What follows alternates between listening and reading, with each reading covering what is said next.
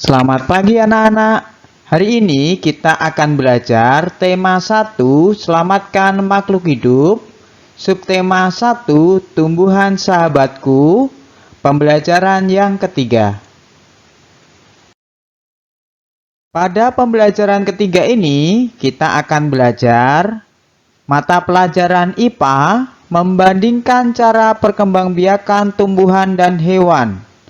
Bahasa Indonesia menyimpulkan informasi berdasarkan teks laporan hasil pengamatan yang didengar dan dibaca.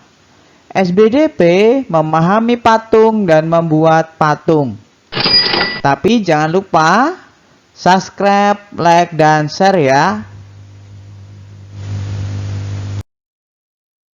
Dalam kegiatan yang pertama, mata pelajaran IPA tentang tumbuhan, selain berkembang biak dengan cara generatif, juga berkembang biak dengan cara vegetatif.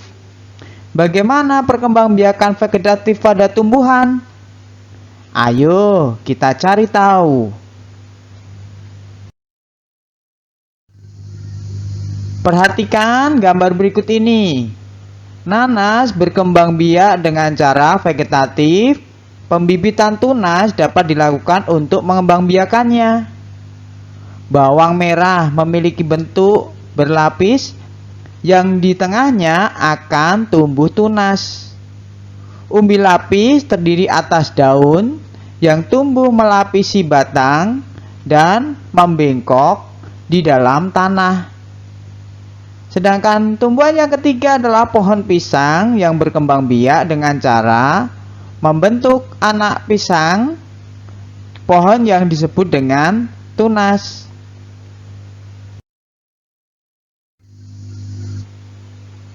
Beberapa tumbuhan tersebut berkembang biak dengan cara vegetatif. Tahukah kamu yang dimaksud dengan perkembangbiakan secara vegetatif? Perkembangbiakan secara vegetatif adalah cara berkembang biak suatu makhluk hidup yang terjadi tanpa melalui perkawinan. Makhluk hidup yang baru, tumbuhan berasal dari induknya.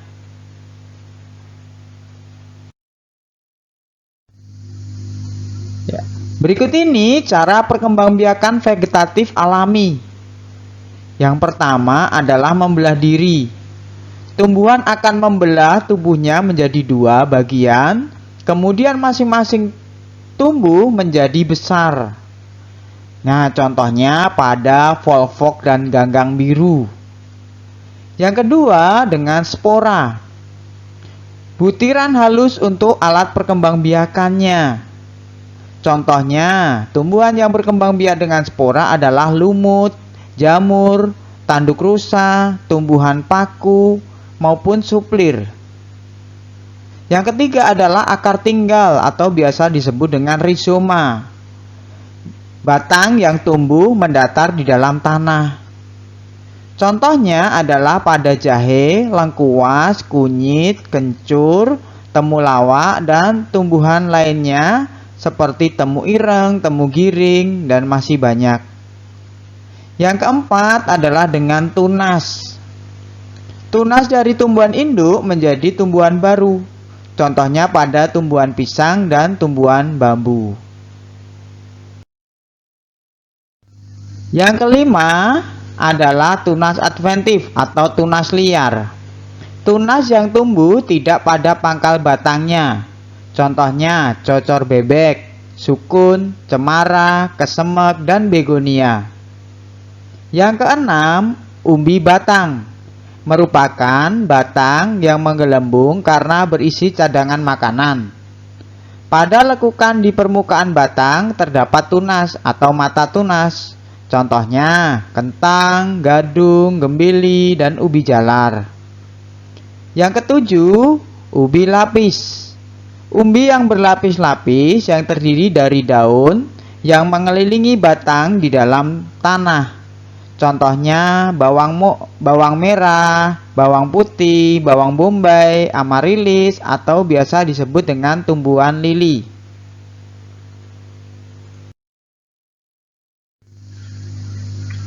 Yang kedelapan, umbi akar.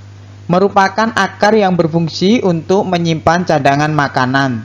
Contohnya dahlia, lobak, ketela, dan bengkoang. Yang kesembilan, geragi atau biasa disebut dengan stolon. Batang yang tumbuh menjalar di atas atau di bawah permukaan tanah. Ruas tanaman ini akan tumbuh akar dan tunas barunya jika menyentuh tanah. Contohnya pada pegagan, rumput teki, stroberi. Kalian sudah mempelajari tentang berbagai macam perkembangbiakan vegetatif pada tumbuhan. Nah, sekarang amatilah tumbuhan berikut ini. Ya, yang pertama, ini tumbuhan pertama. Tumbuhan yang kedua.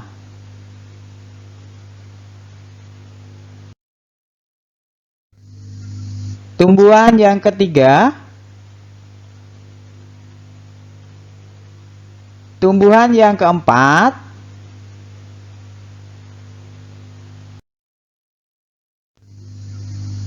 Tumbuhan yang kelima. Tumbuhan yang keenam.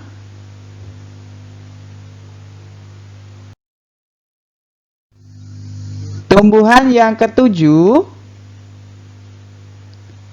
Tumbuhan yang kedelapan. Tumbuhan yang kesembilan. Tumbuhan yang kesepuluh. Nah, sekarang kalian sudah mengetahui beberapa tumbuhan yang dimaksud tadi ya. Kira-kira apa tumbuhannya? Nah, tugas kalian sekarang isilah tabel berikut ini. Tadi nomor 1, nama tumbuhannya apa? Lalu identifikasi cara perkembangbiakannya sampai dengan nomor 10. Kalau kalian lupa, lihat di materi. Semua tumbuhan tadi sudah tertulis di materi, tapi identifikasi. Ayo, apa tadi nama tumbuhannya? Nah, mohon dicermati ya anak-anak ya. Lalu tugas ini dikerjakan. Kalian sudah mempelajari tentang vegetatif alami. Nah, apa manfaat perkembangbiakan dengan vegetatif alami? Ada beberapa manfaat. Yang pertama adalah menghasilkan tanaman anakan yang sama persis dengan induknya. Yang kedua, perkembangbiakan relatif lebih cepat dibanding perkembangbiakan generatif. Yang ketiga, dapat mengendalikan kualitas tanaman yang dihasilkan. Yang keempat, dapat menghasilkan tanaman baru yang susah dikembangbiakan dengan benih, contohnya ketela pohon ya, atau tumbuhan lili. Nah, itu dengan benih atau dengan biji itu susah. Jadi dia dapat dikembangbiakan dengan cara vegetatif. Yang selanjutnya tidak tergantung pada penyerbukan dan pembuahan pada bunga.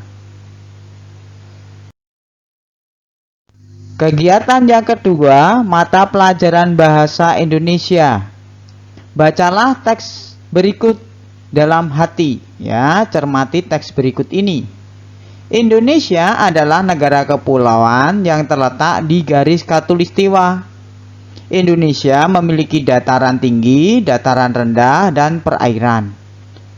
Paragraf yang kedua, dataran rendah adalah dataran yang memiliki ketinggian 0 sampai 200 meter di atas permukaan air laut.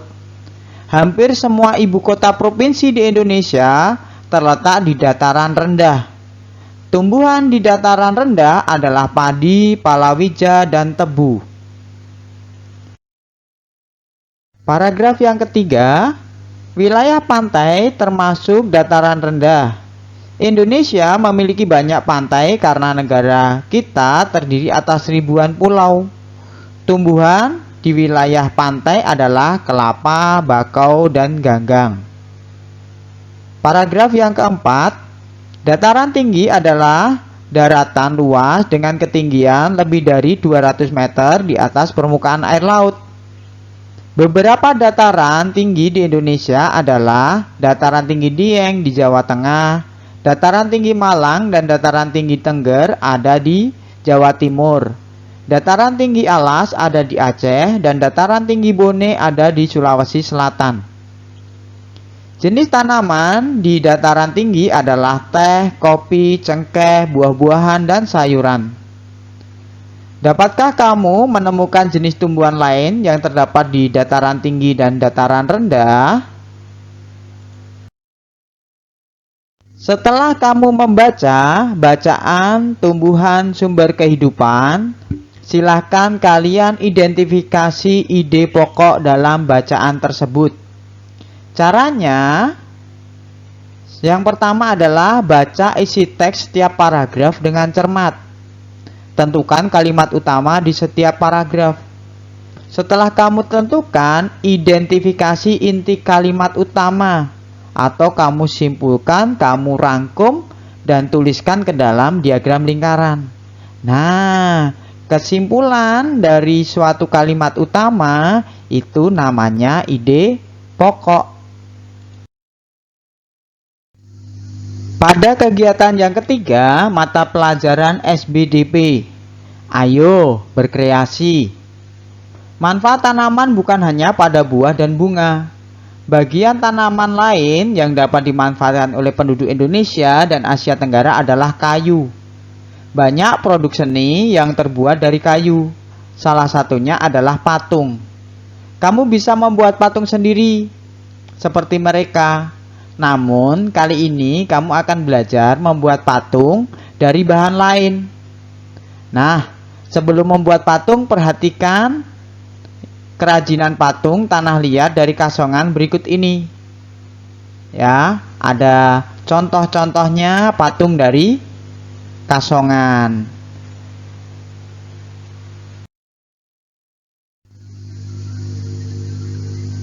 Kamu telah mengamati patung Nusantara dari tanah liat yang berasal dari Kasongan. Sekarang kamu akan membuat patung dari bahan lain yang disesuaikan. Adonan yang akan kalian buat berbahan dari tepung terigu atau tepung gandum. Bagaimana cara buatnya? Ya, berikut ini cara membuatnya. Yang pertama, siapkan bahan. 2 cangkir tepung terigu, setengah cangkir garam, 2 sendok makan minyak sayur, 1,5 cangkir air hangat, dan pewarna makanan. Cara membuatnya, campurkan tepung terigu, garam, dan minyak sayur dalam wadah. Masukkan air hangat secara bertahap hingga adonan menjadi liat, tidak terlalu lembek. Gulung dan remas-remas adonan hingga tercampur dengan sempurna. Bagi adonan menjadi beberapa bagian. Buat lubang di tengahnya dan teteskan pewarna makanan yang kamu miliki. Kemudian gulung-gulung adonan hingga warna tercampur. Jadi, dalam satu adonan bisa kamu buat beberapa warna. Tapi ingat ya, harus disisihkan terlebih dahulu, menjadi 2 atau menjadi 3, sesuai warna yang kamu inginkan. Sekarang, ambillah adonan yang sudah kamu buat. Buatlah bentuk patung Nusantara sesuai keinginanmu. Biasakanlah tanganmu untuk membentuk desain yang kamu harapkan. Jangan lupa ya, yang dibuat patung Nusantara. Cobalah beberapa bentuk dengan menggunakan bahan-bahan tersebut. Ini contoh patung dengan baju Jawa. Yang kedua, patung berpakaian adat. Nah, tetapi boleh kalian bentuk sesuai dengan keinginanmu, asalkan patung Nusantara. Ya, demikian pembelajaran kita hari ini. Semoga kalian dapat mengerjakan dengan baik. Terima kasih dan tetap patuhi protokol kesehatan. Selamat mengerjakan dan semoga sukses selalu.